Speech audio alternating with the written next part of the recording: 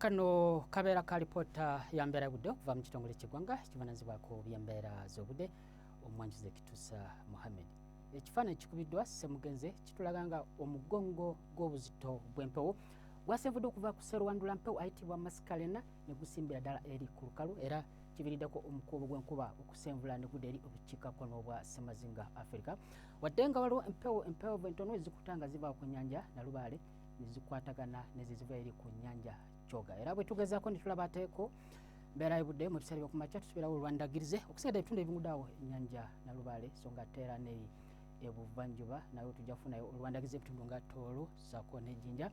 Ebugwanjuba yo tusubira omusana okwaka nga bwe gukubakomu so nga ate eri ebukiikakkono yo tusubirayo olwandagirize. Bwe tugezaako ne tulaba ate mu biseera eby'olweggulo tusubirawo enkuba okutonnya ebitundu nga Nakasongola so nga ate ebbuguma okuba ku digurizi 28 okutuuka ddala ku 29 so nga ate era ebuvanjuba n'otusubirawo enkuba okutonnya ebbuguma okuba era ku digurizi 28 okutuuka ku 30 so nga ate eri ebugwanjuba nawo tusubira omusana okwaka ebbuguma okuba ku digurizi 25 paka ku 30 e Kasese. Wabula ebukiikakkono yo tusubirawo nawo enkuba okutonnya ebbuguma okuba okusiga ddala okuba ku digurizi 29.